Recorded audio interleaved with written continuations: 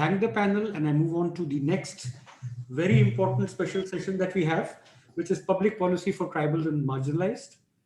I do not think that there are very many सम्मेलन्स और summits तो पढ़े लिखों के अंग्रेजी में सम्मेलन होते हैं तो वो ट्राइबल्स के तो शायद बहुत ही कम होते हैं या होते ही नहीं है। जब समावेश की बात होती है, इंक्लूसिव ग्रोथ की बात होती है और जब मंत्रालय बनते हैं तो सबको जो है फाइनेंस चाहिए या डिफेंस चाहिए या होम अफेयर्स चाहिए, ट्राइबल अफेयर्स और ग्राम्य विकास आदि जो है थोड़ा सा पीछे रह जाते हैं। एक बारी मैं हालांकि जानता नहीं, उनको लालू जी ने बोला था भी हमने कौन सा मलाईदार विभाग बना लिया, तो वो जो मलाईदार विभाग है उसके चक्कर के अंदर समावेश वाले विभाग जो हैं वो रह जाते हैं। इसलिए हमने सोचा कि ऐसा एक विभाग जो मलाईदार ना हो और जहां पे जन सेवा का अवसर सबसे ज्यादा हो उसको कुछ देखा जाए। इसके साथ मैं वेलकम करता हूं, अभिनंदन करता हूं श्री अर्जुन मुंडा जी का, जो केंद्रीय मंत्री हैं ट्राइबल अफेयर्स के, श्रीमती रेणुका सिंह सरुता जी का जो मिनिस्टर ऑफ स्टेट हैं केंद्र सरकार में ट्राइबल अफेयर्स की, और दीपक खांडेकर जी का जो सेक्रेटरी हैं मिनिस्ट्री ऑफ ट्राइबल अफेयर्स के। अर्जुन जी, मुंडा जी, मैं आपको ये बताना चाहूंगा कि आपसे मुलाकात तो शायद मेरी आज पहली दफे हो रही है फेस टू फेस, कभी तारुफ नहीं हुआ आपके साथ, पर जान पहचान आपसे बहुत पुरानी है हमारी। मैं थोड़ा अपवादवादी हूं तो मैं जो चिराग तले अंधेरा होता है वो अंधेरे में मैं ढूंढता रहता हूं कोई रोशनी की किरण। तो जब गुड गवर्नेंस की हम स्टडी करते हैं, हम 20 साल 25 साल से काम कर रहे हैं इस फील्ड में और बगैर रिसर्च के हम कुछ करते नहीं है। ये स्कॉच अवार्ड आज भी दिए जा रहे हैं, ये कम से कम नहीं तो 6 महीने की रिसर्च बहुत डिटेल में हम लोगों ने करी, उसके बाद डिसाइड किया जाता है कि कौन इसके काबिल है, कौन इसके काबिल नहीं है। तो जब इनिशियल डेज थे हम गुड गवर्नेंस की स्टडी कर रहे थे, तो जैसे मैंने बोला कि अगर कोई ई गवर्नेंस ढूंढने जाएगा तो शायद ट्राइबल अफेयर्स में नहीं जाएगा, उसी तरीके से कोई गुड गवर्नेंस ढूंढने जाएगा तो शायद झारखंड में नहीं जाएगा। तो मेरे को दिमाग में फितूर है तो हम तो कालाहांडी चले जाते हैं गुड गवर्नेंस ढूंढने, तो हम झारखंड भी चले गए 2013 में। तब नए नए प्रेसिडेंट रूल खत्म हुआ था, हेमंत सोरेन जी चीफ मिनिस्टर बने थे। तो ऑब्वियसली कि जो भी हमने देखा वो शायद उनके कार्यकाल से पहले का था, जो कि शायद आपका कार्यकाल था। उस वक्त आपके वहां एक बहुत ब्रिलियंट आईटी सचिव होते थे श्री NN सिन्हा, जो शायद मेरे ख्याल केंद्रीय ग्राम्य विकास सचिव हैं, यहाँ पे भी बहुत अच्छा काम कर रहे हैं आज।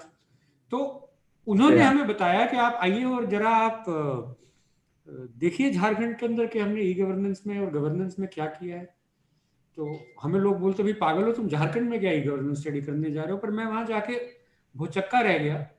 जो आपने वहां पे रिफॉर्म किए, जो कि विकिपीडिया वगैरह से पढ़ के लोग बोल देंगे तो ई टेंडरी बोल देंगे, ग्रीवेंस सिस्टम बोल देंगे। एक टेलीविजन में सीरियल आता है होमलैंड, जिसमें वो अमेरिका का दिखाते हैं कि वो आतंकवादियों को कैसे ट्रैक करते हैं, वो पूरी दीवार पे वीडियो होता है और सब कुछ होता है। मैं हैरान रह गया कि नक्सलवादियों को ट्रैक करने के लिए झारखंड की पुलिस के पास ऐसा ही सिस्टम था। इतना एडवांस था कि देश की किसी पुलिस के पास शायद ना हो।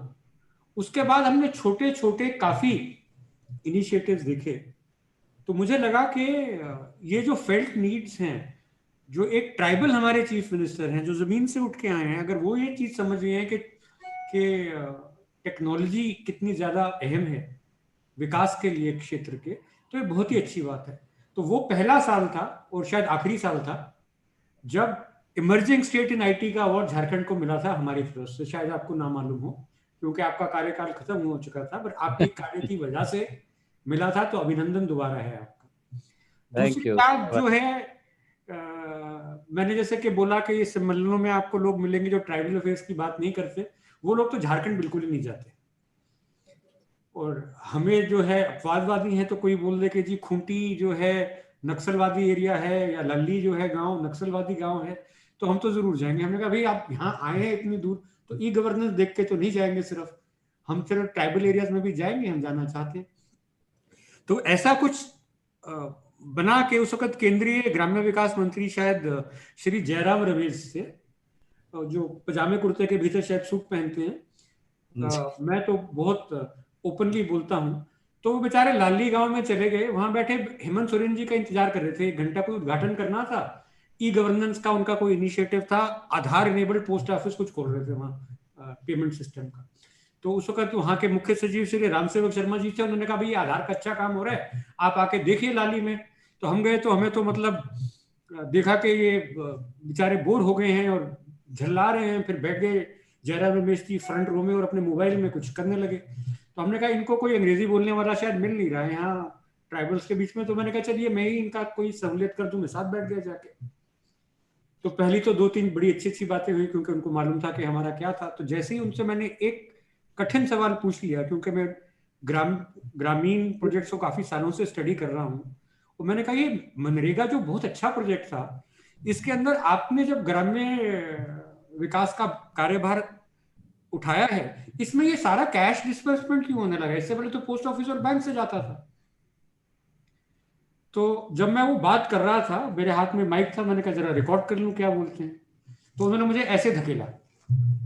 तो मेरा सौभाग्य है कि मुझे एक केंद्रीय मंत्री ने पब्लिकली धक्का मारा हुआ है, तो बड़े बेआबरू है कि आपकी सीट से निकले।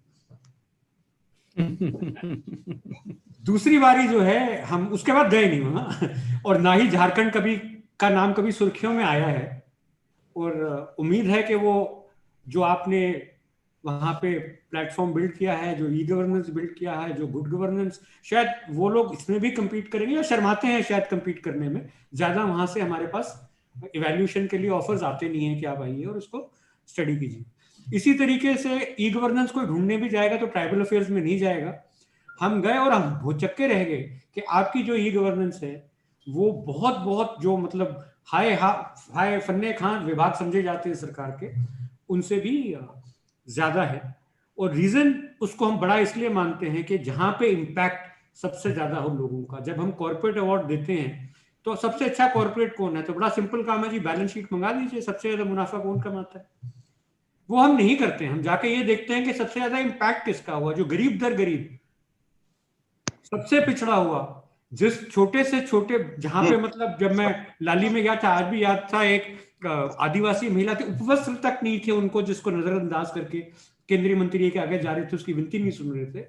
अगर उनके भले के लिए कोई काम करता है और उसमें टेक्नोलॉजी मदद करती है, तो मैं तो यही कहता हूं कि पूरे देश की शुभकामनाएं आपके साथ हैं। हमने सारे मंत्रालय स्टडी किए, ये बिल्कुल हक हलाल का है, बहुत आपकी इवैल्यूएशन हुई, उसके बाद ये पाया गया कि ई गवर्नेंस के क्षेत्र में इस वर्ष सबसे सराहनीय काम, नंबर 1 काम जो है ट्राइबल अफेयर्स मंत्रालय का है। तो बहुत बहुत बधाई आपको मेरी तरफ से।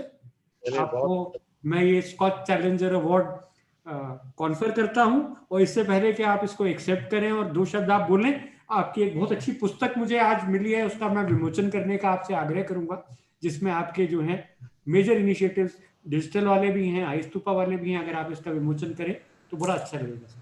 जी बहुत मेरे ख्याल आपके पास शायद होगी पुस्तक, दी है उन्होंने। सारे लोगों के पास में है।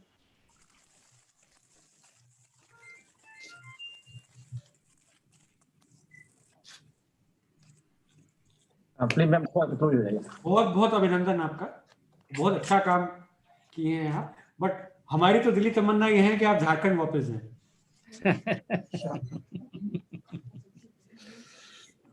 मैं आपको आमंत्रित करता हूं, आप एक समावेश की लोक नीति जिसके आप प्रैक्टिशनर हैं उसके बारे में संबोधित करें।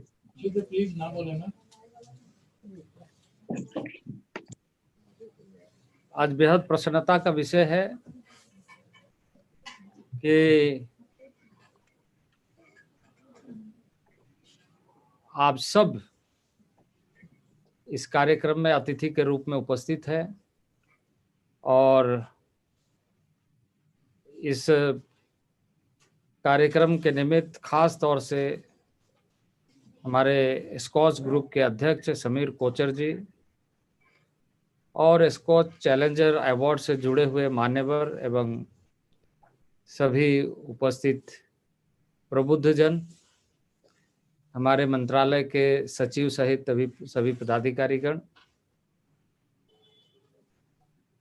और मित्रों, वास्तव में आज बहुत ही प्रसन्नता का विषय है, बहुत ही गौरवान्वित महसूस कर रहे हैं कि आपने पिछले कई महीनों से आकलन करने के बाद इस मंत्रालय को यह अवार्ड प्राप्त हो, इसके लिए चुना है।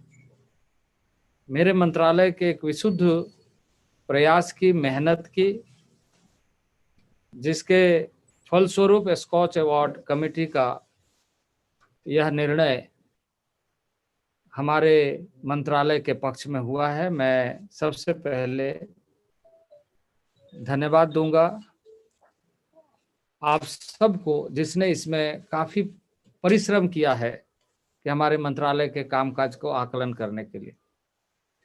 मैं इस अवसर पर उन सारे साथियों को बधाई दूंगा जिनके प्रयास से हम आगे बढ़ रहे हैं और जो टीम हमारे साथ मिलकर के काम कर रही है। हमारा मंत्रालय, जैसे आपने कहा, जनजातीय मंत्रालय एक छोटा सा मंत्रालय के रूप में, या जनजातीय मंत्रालय यानी ट्राइबल एरिया में काम करने वाले, ट्राइबल लोगों के बीच में काम करने वाले, कुछ योजनाओं का काम करने वाले, इस तरह की बात है। देखिए,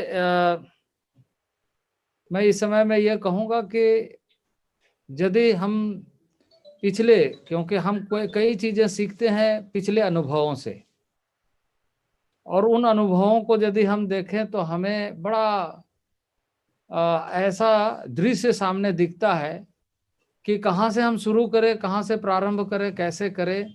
ये एक चिंता का विषय तो है ही है, बल्कि चुनौतीपूर्ण भी है।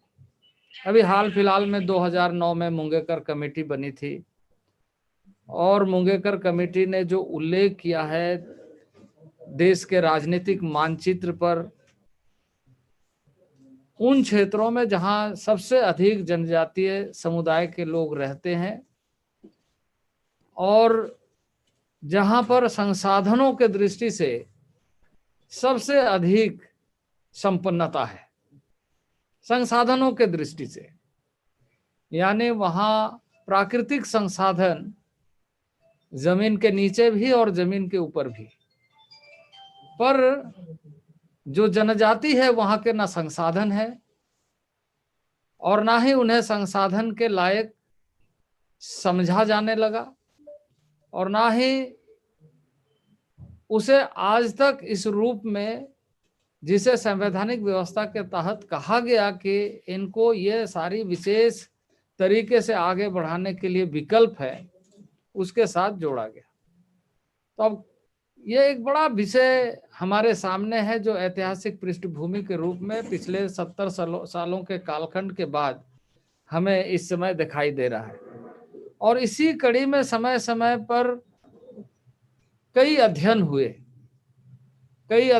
वो कॉन्स्टिट्यूएंट असेंबली से लेकर, कॉन्स्टिट्यूएंट असेंबली के सब कमिटी से लेकर, डेबर कमीशन से लेकर, कई ऐसे बुद्धिजीवी आए जिन्होंने अपने अपने रिपोर्ट के माध्यम से इन सारी बातों को परिलक्षित किया कि क्या परिस्थिति है जनजाति और जनजाति क्षेत्र में।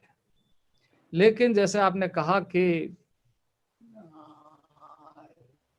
जनजाति क्षेत्र में समझने वालों की जो कमी रही है, ये एक बड़ा कारण है कि दोहन के बारे में हम बहुत अच्छे ढंग से सोचते रहे हैं, प्लानिंग करते रहे हैं, पर उस संसाधनों के साथ उन समुदायों को जोड़ करके कार्यक्रम को कैसे विस्तृत रूप से किया जा सके, इसकी कार्य योजना में हम कुछ उन बातों को ध्यान रख सके जो उन दिनों में लाभकारी हो सकता था। और लाभकारी किसका हो सकता था? मिनरल्स के नाते, प्राकृतिक संसाधन के नाते, जो इससे लाभ ले सकता है, पर वहां के रहने वाले लोगों को एक संसाधन के रूप में कैसे उपयोगी बनाए, इसके बारे में चिंता लोगों ने की होगी। मैं ये नहीं कहूंगा कि चिंता लोगों ने नहीं की, लेकिन चिंता कार्यनीति में कैसे बदले, उसका एग्जीक्यूशन किस रूप में हो रहा है, उसका आउटकम किस रूप में आ रहा है, इसके बारे में मैं समझता हूं कहीं ना कहीं गलती हुई, त्रुटि हुई। और जिसके कारण यदि हम 2011 के जनगणना के माध्यम से एकत्रित आंकड़ों को ही एनालिसिस करें तो हमारे सामने पिछले कई वर्षों का एक बड़ा कालखंड जो बीता है वो दुर्भाग्यपूर्ण दिखता है। ऐसे समय में निश्चित रूप से समावेशी लोक नीति जैसे विषय बहुत ही प्रासंगिक है, बहुत ही महत्वपूर्ण है। और इस दृष्टि से सोचना अब इस सदी में बहुत आवश्यक हो गई है। यानी जो नदी के इस किनारे और उस किनारे की हालत है और बीच में बहती हुई नदी को देखकर दोनों तरफ की जो खाई है वो भारत के या भविष्य के विकास के लिए एक प्रश्न चिन्ह खड़ा करेगा। और इस अवसर पर मैं निश्चित रूप से कहूंगा कि यह जो समावेशी कार्यक्रम है यही हमारा एक निष्पक्ष व्यवस्था को मूर्त रूप दे सकता है कि हम आज इस बारे में सोचे। इसी दृष्टि से इस मंत्रालय ने कार्य प्रारंभ किया है। आपने चर्चा किया झारखंड का। झारखंड में जिस समय आपका यहाँ दौरा हुआ और जो अनुभव आपके हुए कि एक कार्यक्रम में जिसकी आपने चर्चा की, मैं उस बात को नहीं दोहराऊंगा, लेकिन इस तरह की कई चीजें हमारे बाद लोगों के ध्यान में आया कि जो इस समय ट्रांसफॉर्मेशन के लिए सबसे आवश्यक शर्तें हैं, उन शर्तों के पालन के बगैर हम कई चीजों को चाहते हुए भी नहीं कर पाएंगे। क्योंकि सिस्टम अगर सिस्टमाइज ना हो तो उसका परिणाम अच्छे ढंग से नहीं निकलेगा। क्योंकि आज के दिन में लोगों के पास में इतना समय नहीं है कि आपकी बातों को आजादी के कालखंड से जो सुनते हैं आज भी सुने। उनके पास में इतना पेशेंस नहीं है। इस समय में इमीडिएट तरीके से शॉर्ट टर्म क्या हो सकता है और लॉन्ग टर्म क्या हो सकता है, वो एक व्यवस्थित ढंग से लोगों तक पहुंचना चाहिए। और लोगों को ये होना चाहिए अपने आप में कॉन्फिडेंस कि हाँ, यानी हमारी विश्वसनीयता बरकरार रहना चाहिए। और इसलिए मैंने 2003 के बाद में झारखंड में टोटल डिजिटाइजेशन कैसे हो इस बारे में बहुत अधिक प्रयत्न किया और कार्यों को आगे बढ़ाया। और दोनों तरफ एक जनरल एडमिनिस्ट्रेशन के नाते जो एक आम आदमी की आवश्यकता है उसको, ट्राइबल स्टेट होने के नाते एक ट्राइबल्स के जो प्रोग्राम है उसको, और तीसरा जो पुलिस एडमिनिस्ट्रेशन है जिसके माध्यम से हम ये सुनिश्चित करें कि राज्य की विधि व्यवस्था अच्छी ढंग से कैसे चले, उसके बारे में हमने प्रयास किया। तो एक और प्रयास हुए जो बाद में यूआईडी का एक व्यवस्थित ढांचा खड़ा हुआ। क्योंकि शुरुआती दौर में आपको भी स्मरण होगा यूआईडी को लेकर के बहुत सारी समस्याएं और प्लानिंग कमीशन की कई बैठकों को एज ए चीफ मिनिस्टर हमने अटेंड किया और मैंने देखा है कि वहां किस तरीके से विवाद उभर करके सामने आ रहे थे। और हमारे आईटी सेक्रेटरी उस समय राम सेवक शर्मा थे। हमने अपने स्टेट में इस कार्य योजना को प्रारंभ करने का मन बनाया और उसके तहत हम कैसे काम करें इसको आगे बढ़ाने का प्रयत्न किया। और आपको खुशी होगी यह जान करके कि ये इस तरह के चीजों के बारे में जब रामसेवक शर्मा जी ने एक प्रेजेंटेशन दिया कि हमारा ऐसे प्रोग्राम चल रहा है, उसके बाद यूआईडी में उन्हें विशेष तौर से यह जिम्मेदारी दी गई कि सेक्रेटरी जनरल आप इस यूआईडी प्रोग्राम के होंगे।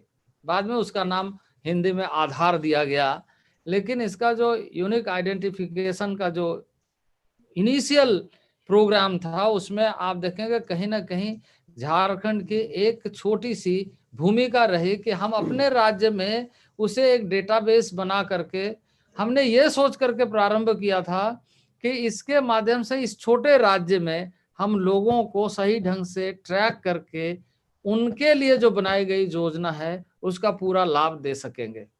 तो बाद के दिनों में रामसेवक शर्मा जी वहां चले गए और उस कार्य को आगे बढ़ाया। आज देखिए यूआईडी का एक बहुत ही महत्वपूर्ण रोल पूरे देश के सामने है और बहुत सारी चीजों में हम इसको उपयोगी मान रहे हैं। तो इसी तरीके से मैंने एडमिनिस्ट्रेशन के दृष्टि से कई चीजों को प्राथमिकता दे करके आगे बढ़ाने का प्रयत्न किया। तो इसी सोच के साथ कार्य आगे बढ़ रहे थे, लेकिन यहाँ की जो वास्तविकता थी उससे आप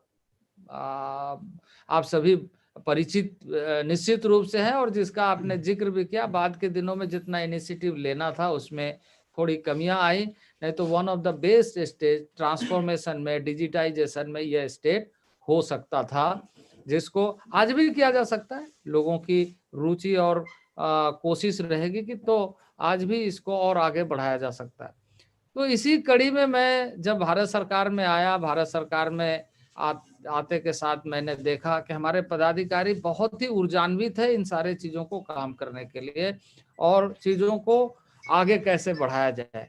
मैंने उसको थोड़ा सा इन्हांस किया, थोड़ा सा उत्साहित किया, और टीम के लोग काफी कम संसाधनों में, यानी मैन पावर, काफी कम मैन पावर में कुछ यूनिक प्रोजेक्ट्स का भी एनालिसिस किया, और उसको कैसे प्रारंभ किया जाए ये भी सुनिश्चित किया। और दूसरे तरफ हम जिसे सुविधा या लाभ या जिसको हम चाहते हैं कि हम उसको मेन स्ट्रीम में लाने के लिए भूमिका निभा सकते हैं, उसको हम बेहतर तरीके से, प्रभावी तरीके से कैसे लेकर के आए, ये सुनिश्चित करने का कार्य प्रारंभ हुआ।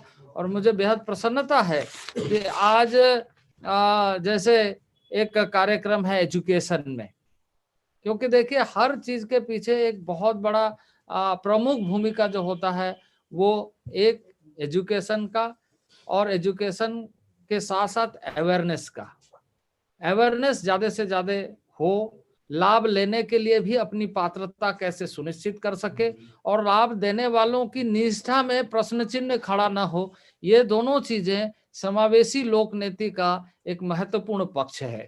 और इसी दृष्टि से मुझे इस बात की खुशी है कि ऐसे 5 छात्रवृत्ति योजनाओं को एकत्रित करके डीबीटी पोर्टल के माध्यम से सभी राज्यों में, जो हमारे ऐसे राज्य हैं जहां जनजातीय समुदाय के लोग रहते हैं, उन सारे राज्यों में, यानी आप ये कहें कि 19 राज्य में और संघ राज्य क्षेत्र में, सभी जगहों में हमारा कार्यक्रम डीबीटी का बहुत अच्छा चल रहा है।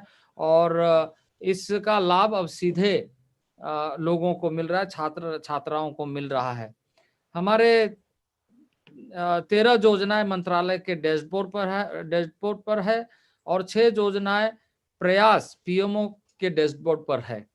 छात्रवृत्ति जारी करने की पूरी प्रक्रिया को ऑनलाइन करते हुए इस समय 64 लाख लाभार्थियों को डीबीटी के माध्यम से सीधे उनके खातों में छात्रवृत्ति प्राप्त करने के लिए सक्षम बनाया गया है, और इसका पूरा लाभ लोगों को समय पर मिल रहा है। जनजातीय मामलों के मंत्रालय द्वारा स्थापित जो COE है, यानी सेंटर ऑफ एक्सीलेंस है, उसके माध्यम से स्वास्थ्य मिशन का एक बड़ा कार्यक्रम हम स्वास्थ्य मंत्रालय के साथ भी कोऑर्डिनेट कर रहे हैं, और अपने तरफ से भी प्रयत्न कर रहे हैं कि भारत की जो जनजातीय आबादी है वह स्वास्थ्य और पोषण की स्थिति को हम ऐसे प्रस्तुत करें जिससे कि हम वास्तविक रूप से उन क्षेत्रों का स्वास्थ्य के दृष्टि से समाधान निकाल सके। वहाँ के जो मूलभूत समस्याएं, जैसे अभी हम लोगों ने एक मिशन मोड में लिया है सिकिल्स एरिया को, सिकिल्स केसेस को, उसके बारे में लॉन्ग टर्म प्लान में कैसे हो सकता है, शॉर्ट टर्म प्लान में कैसे हो सकता है, उसका डेटाबेस हम कैसे बना सकते हैं, क्योंकि हर चीज में हम इस डिजिटल इम्प्रूवमेंट के साथ करना चाहते हैं कि वो बड़ी संख्या में हम इन सारे चीजों को यह सुनिश्चित करें कि हम उसका रिसर्च बेस्ड प्रोग्राम बनाने में सफल हो रहे हैं।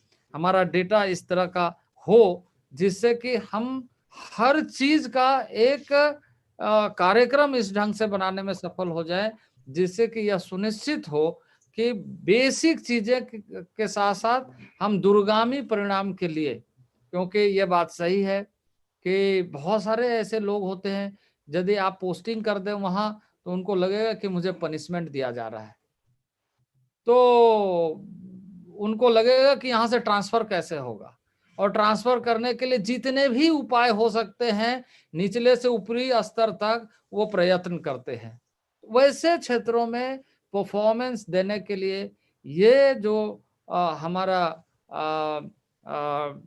डिजिटल मूवमेंट है ये प्रमुख भूमिका निभाएगा, और साथ ही साथ यह सुनिश्चित करेगा कि जो चीजें हमारी पहुंच से दूर थी हम इसके माध्यम से पहुंच पथ यानी एक नेटवर्क के माध्यम से उसे पहुंचा सकते हैं।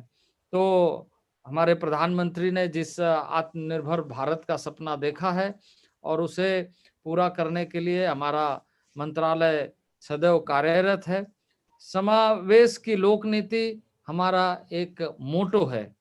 हमारा मंत्रालय सबका साथ सबका विकास के कार्यक्रम के साथ आगे बढ़ रहा है और काम आगे करेगा। आप जैसे शुभचिंतक और आप सब लोगों के गाइडेंस से मंत्रालय और भी बेहतर ढंग से कैसे काम करे इसके लिए हम लगातार प्रयत्नशील हैं।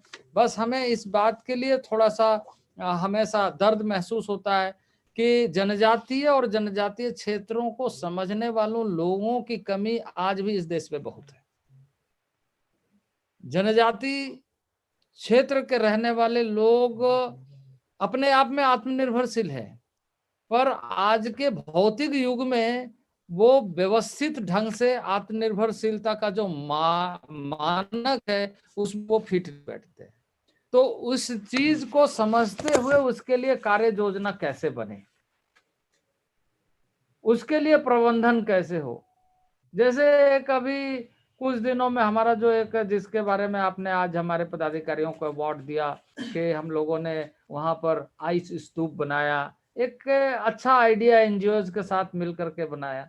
तो वो सुदूरवर्ती क्षेत्र में कुछ योजना इस तरह का सिर्फ इसलिए ना हो कि हम योजनाओं को कर रहे हैं, बल्कि शुरुआती दौर में जब हम कुछ रिपोर्ट पढ़ते हैं, जैसे एक रिसर्च पेपर हमने वेरियर एल्विन का पढ़ा था, उसमें इस बात का उल्लेख है कि आप इस बात को लेकर के संतुष्ट मत होइए कि आपने बहुत पैसा इन लोगों के लिए खर्च किया। आप इस बात के लिए अपने अंदर सवाल खड़ा करिए कि आपने जो काम किया उसका लाभ लेने के लिए वो कितने सफल हुए और आप उन तक पहुंचाने के लिए कितने सफल हुए, और आपका मैकेनिज्म कैसे उन क्षेत्रों के लिए खड़ा हो रहा है। यानी आपका वहां पर इंस्टीट्यूशनल तरीके से कैसे काम हो रहा है, जिससे आपको भी ये संतुष्टि मिले कि हम जिनके लिए काम कर रहे हैं वो सही ढंग से काम हो रहा है, और वो भी महसूस करे कि हम इसे ले पा रहे हैं। दवा आप चाहे जितना भी उपलब्ध कराएं, लेकिन अगर डायग्नोस्टिक सिस्टम अगर ठीक ना हो तो उस दवा का उपयोग करने का जो उद्देश्य है वो सिर्फ उपयोग के लिए होगा, बीमारी ठीक करने के लिए नहीं होगा। जनजातीय क्षेत्र में जो हमारा यह प्रयास है, हम उस मौलिक बातों को ध्यान में रख करके कैसे हमारा टीम काम करे। और मुझे इस बात की प्रसन्नता है कि इस समय में कुछ कुछ जो लोगों ने रिसर्च करके पहले, या कुछ कुछ लोगों ने इन बात को समझते हुए कुछ ऐसे चीज़ों पर विशेष बल दिया जिसको हम और अधिक इन्हांस कर रहे हैं, आगे बढ़ा रहे हैं और कोशिश कर रहे हैं कि पिन पॉइंट टारगेट करके हम उन कार्यों को कैसे पूरा करें। तो इस सपने के साथ हम लोगों ने रोजगार के श्रेणी में, कामकाज के श्रेणी में, उपार्जन के श्रेणी में, उत्पादन के श्रेणी में, और साथ ही साथ वहाँ अवेयरनेस प्रोग्राम के दृष्टि से और शिक्षा और स्वास्थ्य के दृष्टि से आत्मनिर्भरता कैसे बढ़े। और तीसरा हमारा ये जोर है कि देखिए पर्यावरण के लिए हम सब चिंतित रहते हैं, लेकिन पर्यावरण को प्रदूषित करने के लिए जिम्मेदार कौन है इसका यदि आप लेखा जोखा रखें तो आपको यह पता चल जाएगा कि चिंता कितना बाहरी सतह पर है। तो जो पर्यावरण के लिए सबसे अधिक चिंतित रहने वाले लोग हैं वो पेड़ पौधे की रक्षा करते हैं, वो पेड़ के नीचे पूजा करते हैं, पेड़ के नीचे आराधना करते हैं और पेड़ को अपना सबसे बड़ा शक्ति का केंद्र मानते हैं, जल का प्रबंधन को सबसे बड़ा केंद्र मानते हैं। हमारे पूर्वजों ने तो बहुत सारी चीजें शिक्षा में दी है कि यदि आपको अध्यात्म का ज्ञान प्राप्त करना है तो जंगल की ओर जाइए, पहाड़ों में जाइए, पर्वतों में जाइए। लेकिन आजकल ऐसे अध्यात्म का ज्ञान हो रहा है कि शहरी क्षेत्र में इस तरीके से लोग व्यस्त हो गए हैं कि वहीं उलझे हुए अध्यात्म की चिंतन कर रहे हैं और पर्यावरण को नुकसान पहुंचा रहे हैं।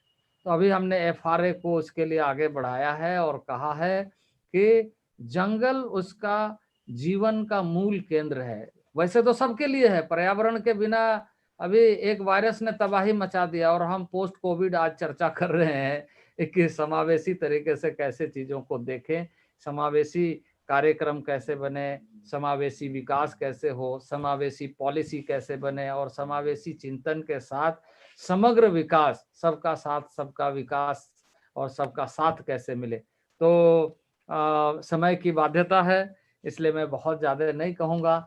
मुझे प्रसन्नता है कि आपने और आपके पूरे टीम ने रिसर्च करते हुए हमारे मंत्रालय को ये अवार्ड प्रस्तुत किया। मैं उसे स्वीकार करते हुए हम अपने पदाधिकारियों के तरफ से आपको भी बहुत बहुत आभार व्यक्त करते हैं। आप यदि कोई विषय हो तो आप पूछ सकते हैं, बता सकते हैं। बहुत बहुत धन्यवाद आपका। बातें तो आपके बारे में बोलने के लिए और भी बहुत थी, पर समय की कमी है। पंचायती राज में जो आपने काम किया वो तो मैं बोल ही नहीं पाया। कितना जल्दी अहेड ऑफ टाइम आपने सारे इलेक्शन करा दिए, वहां तो बहुत जमीन से जुड़े हुए हैं। मैं एक रिफॉर्म हिस्टोरियन हूँ, 18 पुस्तकें मेरी प्रकाशित हो चुकी हैं। मुनाफा किसी में नहीं हुआ, कोई खरीदता नहीं है पुस्तकें इंडिया में। एक पुस्तक बहुत अच्छी बिकी थी, उसका नाम था मोदीनॉमिक्स, जो कि 2014 के इलेक्शन से पहले निकली थी। तो किसी बहुत बड़े नेता ने बोल दिया उस वक्त के जी मोदी जी की जो इकोनॉमिक्स की ज्ञान है वो किसी फोटो पोस्टेज स्टैम्प के पीछे आ जाएगा। तो उसके बाद मोदी जी से मुलाकात हुई तो बोले कोचर साहब आप तो मतलब जगह जगह घूमते हो, 20 साल हो गए आपको गुजरात घूमते, आपको क्या लगता है कि मुझे इकोनॉमिक्स नहीं आती है? तो मैंने कहा नहीं, इस विषय में मोदी जी मैं इसका जवाब पुस्तक लिख के दूंगा। और मैंने मोदीनॉमिक्स लिखी, जिसमें मैंने बोला कि दोनों का जो है नॉलेज इकोनॉमिक्स का सेम है, सिर्फ अप्रोच फर्क है। मोदी जी की अप्रोच जो है थोड़ी समावेशी, इंक्लूसिव इकोनॉमिक्स, इंक्लूसिव गवर्नेंस। वो गवर्नेंस और इकोनॉमिक्स की तरफ बराबर ध्यान देते हैं, केवल इकोनॉमिक्स की तरफ नहीं देते हैं। As history would have it, वो आज बातें सारी सच्ची हो रही है। उम्मीद करूंगा किसी दिन एक स्केच ऑफ अ ट्राइबल के नाम से आप पे भी पुस्तक लिखूं, सौभाग्य प्राप्त हो कि जो अच्छा काम आप कर रहे हैं उसका भी मैं डॉक्यूमेंटेशन कर पाऊं। पुरानी पुरानी यादें हैं झारखंड की, वो तो जोड़ लूंगा। जो काम आप करंटली कर रहे हैं ट्राइबल अफेयर्स में, उसमें हम क्या सहयोग कर पाएंगे, ये मेरी मैं आके मिल पाऊंगा आपसे और मैं देखूंगा कि हम क्या कर सकते हैं। इसके साथ मैं आमंत्रित करता हूँ श्री दीपक खांडेकर जी को, जो कि बिल्कुल भी मिलाईधार विभाग के सेक्रेटरी नहीं है, पर कितना अच्छा काम किया। खांडेकर जी आप तो अब ये हो कि मतलब आपके इसके बाद आपको मिलाईधार विभाग ना भेजें। थैंक यू माननीय मंत्री जी, आदरणीय कोचर जी, आज यहाँ सभी उपस्थित साथी। सबसे पहले तो मैं ये कहूंगा कि माननीय मंत्री जी ने विभाग के बारे में और जनजातियों के बारे में सभी कुछ कह दिया है, तो दरअसल विषय पे कहने के लिए अब कुछ बहुत ज्यादा मेरे लिए बचा नहीं है। आदरणीय कोचर जी ने जो बात कही थी एटीट्यूड की, कि हम ट्राइबल एरियाज और ट्राइबल्स को लेके जो एटीट्यूड रखते हैं, उस पे मैं अपने कुछ अनुभव सुनाना चाहूंगा जी। सबसे पहला तो अनुभव मेरा करीब 6-7 साल पुराना है। मैं मध्य प्रदेश का हूँ। मध्य प्रदेश में मैं जब जबलपुर में डिविजनल कमिश्नर था तो मेरे पास काफी बड़ा ट्राइबल एरिया मेरे जुरिस्डिक्शन में था। तो जब ये रूरल डेवलपमेंट का मनरेगा का डीबीटी से पेमेंट करने का सिस्टम बना रहा था, मतलब जब पूरे कंट्री में बन रहा था, तो हम भी अपने डिवीजन में वही काम कर रहे थे। तो मुझे एक चीज बड़ी सरप्राइजिंग लगी कि हमारे ट्राइबल एरिया की इंफॉर्मेशन हमको सबसे पहले मिलती थी। तो मुझे भी बड़ा अटपटा लगा कि जो रिमोट एरियाज है वहां से इंफॉर्मेशन पहले आ रही है और जो नॉट सो रिमोट एरियाज है वहां से इंफॉर्मेशन लेट आ रही है। तो जब ये मैंने एनालाइज करने की कोशिश की तो ये पाया कि जो रिमोट एरिया वर्ड हम कह रहे हैं, अब उसकी डेफिनेशन बड़ी तेजी से बदलती जा रही है। पहले हम सड़क से रिमोट एरिया मानते थे कि सड़क से जितना दूर है या एयरपोर्ट से जितना दूर है या हवाई जहाज से जाने में जितने घंटे लगते हैं, वहां से रिमोट जो है हम उसको डिफाइन करते हैं। लेकिन अब आईटी के जमाने में जब से डिजिटल हम हो गए हैं, पूरा बिजनेस डिजिटल हो चुका है, पूरी गवर्नेंस भी करीब करीब डिजिटल हो गई है, और जो बचा है वो बहुत जल्दी हो जाएगा। तो उसमें रिमोट एरिया या रिमोट लोकेशन की डेफिनेशन ही बदल गई है। तो सबसे पहली इंफॉर्मेशन, सबसे ऑथेंटिक इंफॉर्मेशन, सबसे करेक्ट इंफॉर्मेशन हमको हमारे सो कॉल्ड रिमोट एरिया से आ रही है। और आज की तारीख में मैं बताना चाहूंगा कि दिल्ली से सबसे पास का जो राज्य है वो मिजोरम है। हमको सबसे सही इंफॉर्मेशन और सबसे जल्दी इंफॉर्मेशन वहां से मिलती है। तो ये डेफिनेशन ही बदल गई हैं और बदलती जा रही हैं। तो ये एक चीज मैं आप लोगों के सामने रखना चाहूंगा कि thanks to IT as a technology, thanks to entire work done in digitalisation of both government and outside the government. पहले सड़क जो थी वो टेक्नोलॉजी थी, उससे रिमोट की डेफिनेशन होती थी, अब डेफिनेशन बदल गई है। तो ये एटीट्यूड की बात आपने कोचर साहब जो कही है, वो दरअसल हम शहर में रहने वाले लोगों के लिए और खास तौर पे मेट्रो में रहने वाले लोगों के लिए, और वो लोग जिन्होंने मेट्रो की बाहर की लाइफ देखी ही नहीं है, मतलब स्कूल कॉलेज बिजनेस पूरा मेट्रो में ही गुजारा है, उनके लिए ये एक जानने की बात है। और एक बात मैं ट्राइबल नॉलेज के बारे में भी कहूंगा, आज की तारीख में बड़ा रेलेवेंट है वो नॉलेज। जब कोविड हो गया पूरे दुनिया में, पूरे हिंदुस्तान में, तो आज लोग ढूंढ ढूंढ के गिलोई खा रहे हैं। ये आई कहां से? कोविड तो कभी जंगल में था नहीं, आदिवासियों ने कभी देखा नहीं, लेकिन सालों साल पहले से ये दवाई उन्होंने ढूंढ ली थी कि बुखार आता नहीं है इससे, बदन में कमजोरी आती नहीं है इससे, अगर आप इसका रेगुलर सेवन करते रहें, रेगुलर खाते रहें तो ये चीजों से बच सकते हैं। तो ये जो ट्राइबल नॉलेज है, इसको एक्सप्लोर करने की बहुत बहुत बड़ी जरूरत है। और ये उनके लिए नहीं, हमारे लिए भी। उनको तो उसका फायदा होगा डेफिनेटली, उससे ट्राइबल वेलफेयर होगा, उनकी इकोनॉमी बनेगी, उनको एक उसका फायदा होगा, लेकिन हम शहर में रहने वालों के लिए भी ये बहुत फायदेमंद है। हम ऑर्गेनिक फार्मिंग की बात कर रहे हैं। ऑर्गेनिक का मतलब यह है कि बिल्कुल नेचुरल ढंग से, बिना किसी केमिकल्स को डाले जो खेती हो और जो प्रोडक्ट्स बने, ये नेचुरली हमारे ट्राइबल्स करते आए हैं, आज भी कर रहे हैं। By default they are organic. तो ये सारी चीजें जो उनका नॉलेज है, जो हम इग्नोर करते आए हैं अब तक, क्योंकि शायद पॉलिटिकली हमारे लिए बड़ा कन्वीनियंट था उनको इग्नोर करते रहना।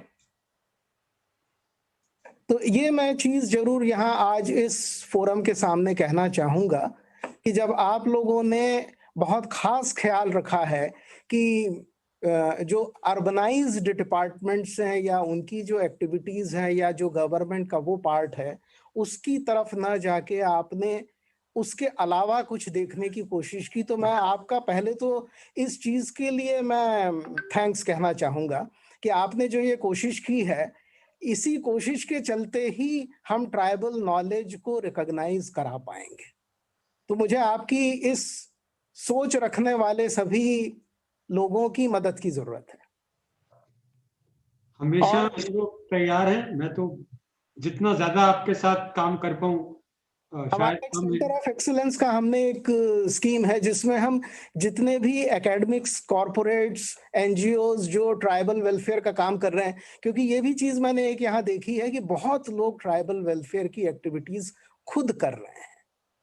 मतलब ऐसा भी नहीं है कि किसी गवर्नमेंट के किसी ऑफिसर ने या पॉलिटिशियन ने उनसे जाके कहा या उनसे कोई बात हुई, मतलब सरकार अपना काम कर रही है और वो भी इंडिपेंडेंटली वो एक अपना काम बड़े कमिटमेंट से कर रहे हैं। तो मेरी यहाँ ऐसी चीजों को तो ढूंढ ढूंढ के डॉक्यूमेंट करना चाहिए, और लोग क्या कर रहे हैं, उससे क्या बदला, क्या आउटकम है।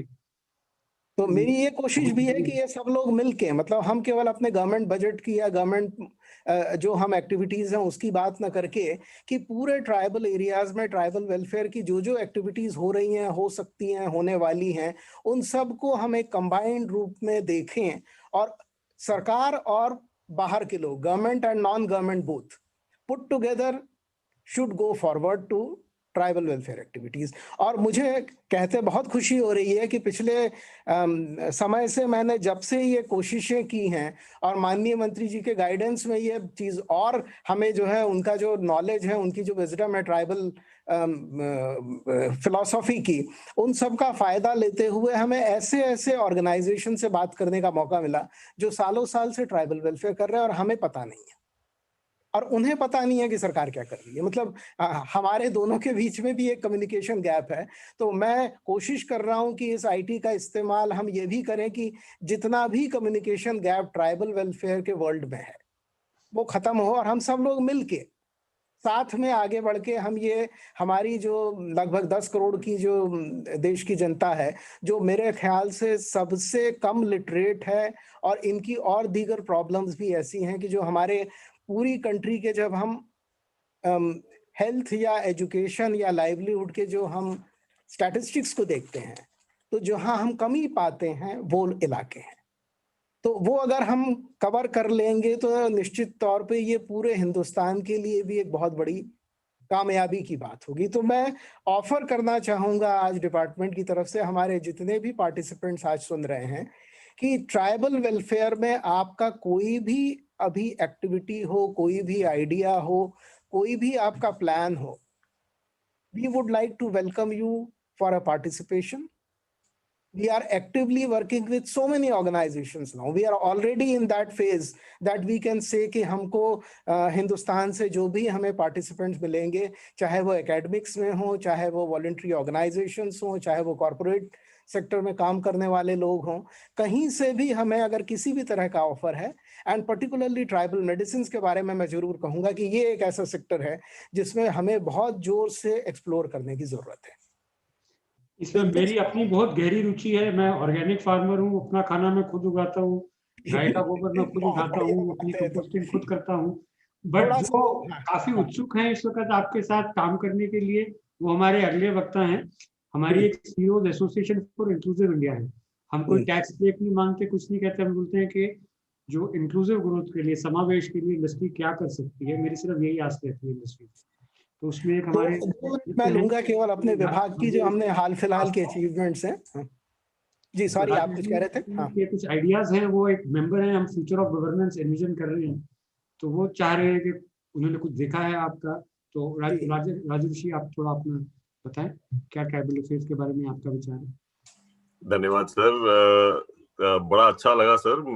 मिस्टर मुंडा, आपको सुन के आपका knowledge is very nice. And Sameer ji, जो आपने शेयर किया in terms of what you heard and what you saw out there is also very very very delightful per se, if I may say that.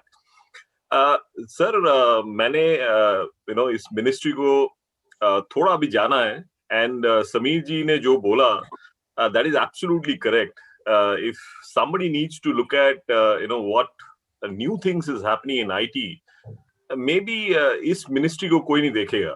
But then when we heard that in the last 1.5 years, you've had around 19 odd schemes launched, and they are on portal. The entire database is analyzed at this point of time. On top of it, DBT portal जो है, it is one of the best e-governance portal, and Niti Aayog has given some references of it. It is really really different and refreshing to know, right? Also जो हमने सुना कि आज के date में जो मुंडा सर बोल रहे थे कि education is so important, and till now we understand that 30 lakh students have availed online services in terms of education, application, various schemes, scholarships. That is very very encouraging per se. But at the end of the day, हमें ये भी पता है कि वहाँ पे digitization is difficult, network है नहीं. तो हम क्या कर सकते हैं जिससे रिमोट लोकेशंस पे सर्विसेज मिल सके? तो आप अगर एक ऐप बना देंगे तो may be a tribal person who is digitally illiterate, even if he has a mobile phone which is smartphone, वो नहीं कर पाएगा कुछ. तो क्या हम उसको वॉइस सर्विसेज दे सकते हैं? क्या हम उसको बोल सकते हैं कि आप किसी में जाके रिकॉर्ड कर लीजिए, आपको सर्विस मिल जाएगा?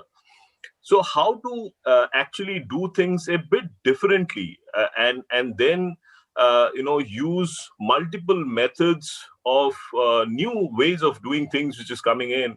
फॉर एग्जाम्पल IoT में बहुत कुछ आ रहा है जिससे हम फार्मिंग को बहुत स्ट्रीमलाइन कर सकते हैं। हम ये बोल सकते हैं कि आपके सॉइल में अगर इतना वाटर है या इतना मिनरल है तो आप इस सीजन में ये लगाइए तो बेटर हो सकता है। While it is apparent that many of those tribals will know it, intuitively, but if there's a method to do it better with science and technology, I'm sure it will be welcomed by everybody, right? तो doctor Kapoor से काफी intimate discussion हो चुकी है हमारी।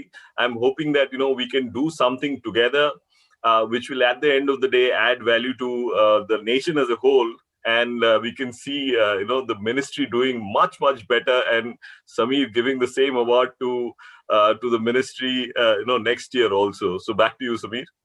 Thank you very much. Munda ji, ये हमारी स्वदेशी कंपनी है टाटा कम्युनिकेशंस लिमिटेड, उसमें कार्यरत हैं। तो बड़ा अच्छा लगता है क्योंकि विदेशी कंपनियां तो CSR वगैरह करती रहती हैं, कोई इंडियन कंपनी, स्वदेशी कंपनी इतने प्यार से करना चाह रही है, तो बहुत अच्छा लगता है देख के। गुरशरण, कुछ मीडिया क्वेश्चन हो आपके पास? हाँ, कुछ एक सवाल आए हैं हमारे पास। डॉक्टर कुलदीप सिंह हैं एम्स जोधपुर से, वो सवाल पूछना चाहते हैं मंत्री जी आपसे। जी।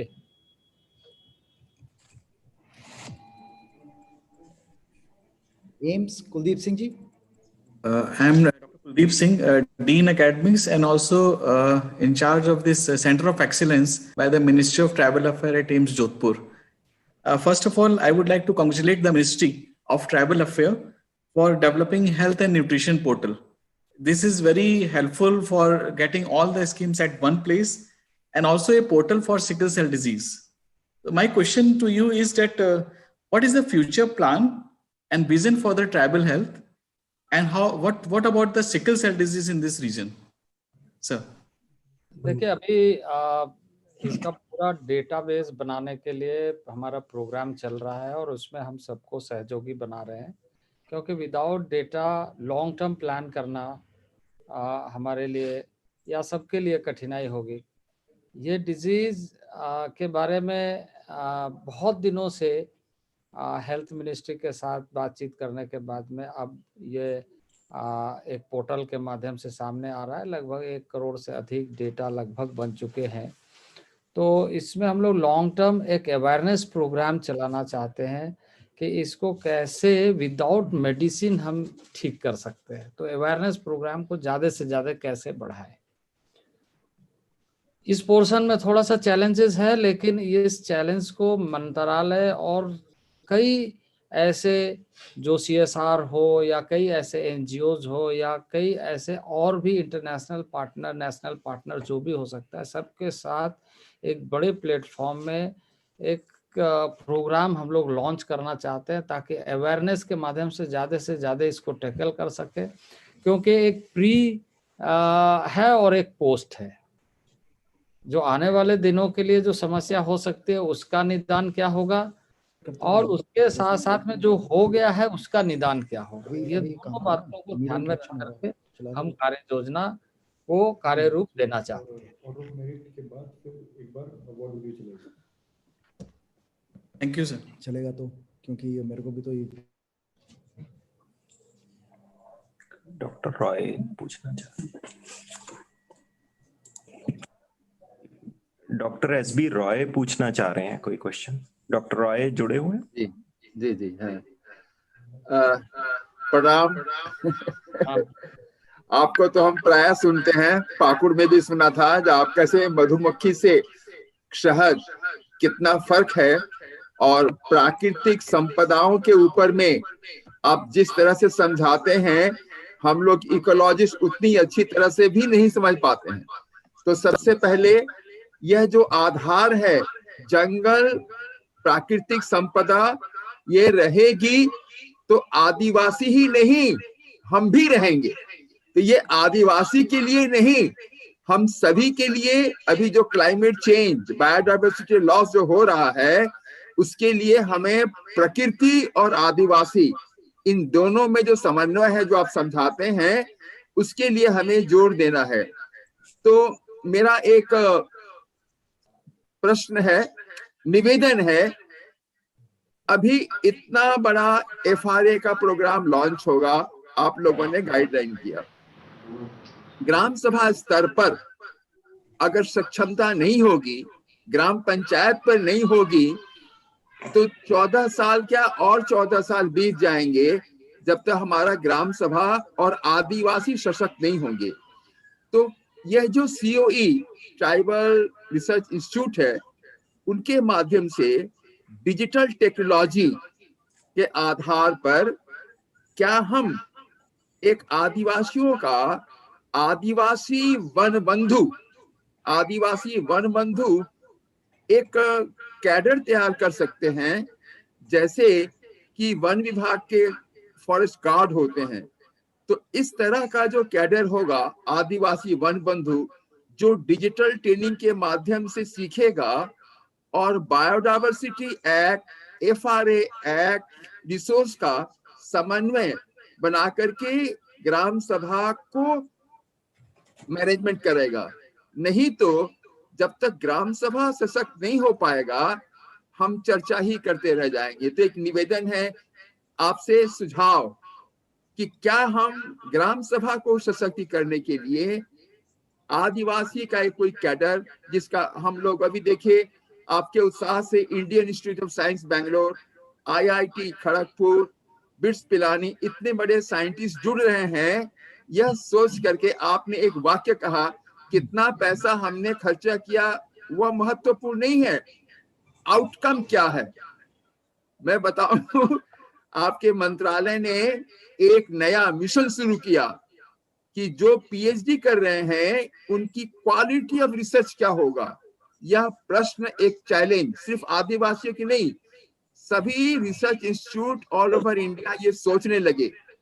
तो आपने 3-4 मुद्दा जो उठाया, ये प्रकृति संरक्षण का, रिसर्च के क्वालिटी का, हेल्थ के साथ का, और आदिवासी के जीवन का, और जब एनवायरमेंट ठीक होगा तो क्लाइमेट ठीक होगा, तो आदिवासी नहीं पूरा लैंड। अपना क्वेश्चन पूछ लें सर, क्वेश्चन प्लीज पूछें, क्वेश्चन पूछें।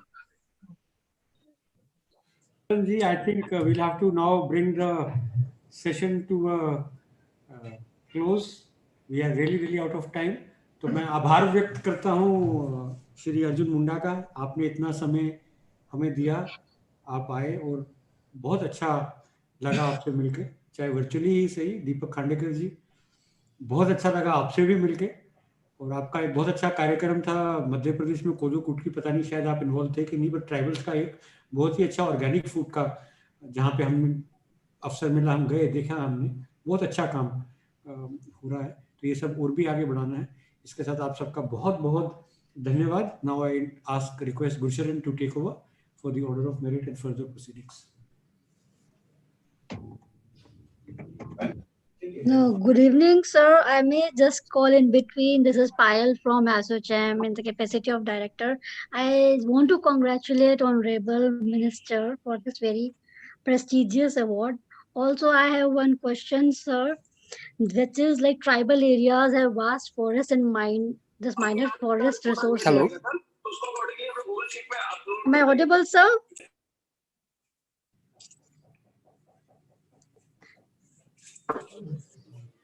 Hello, am I audible? Yes, you are audible. Go ahead. Yeah. Sir, I congratulate Ministry for this taking several initiatives for Atmanirbhar Bharat through TriFed, ASOCAM, FICCI, Art of Living Foundation, and Goal Program on Facebook.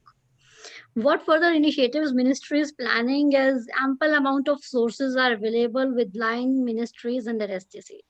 Thank you, sir.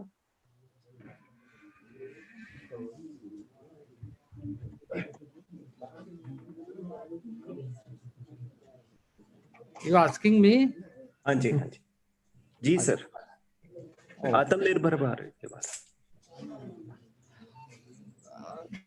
देखिए, हमारे जो कार्य योजना है उसके बारे में तो आपको पता है, और हम सब के साथ मिलकर के काम करते हैं पार्टनर्स के तौर पे। आत्मनिर्भर भारत की दृष्टि से रूरल एरिया में एम्प्लॉयमेंट जनरेशन के लिए बेहतर से बेहतर प्रभावी कार्यक्रम अन्य संगठनों के साथ में मिलकर के भी कैसे किया जा सके, इस कार्य योजना को आगे बढ़ाने का कार्य कोऑर्डिनेटेड वे में। अभी हमारा जो एक बड़ा गवर्नमेंट का प्रोग्राम है जिसको STC बोलते हैं, यानी शेड्यूल ट्राइब कंपोनेंट का, जो लगभग 45,000 करोड़ उस मंत्रालय के माध्यम से, विभिन्न मंत्रालयों के माध्यम से ट्राइबल एरिया के और ट्राइबल के लिए और ट्राइबल बजट के मुताबिक उसको खर्च करने का प्रावधान है।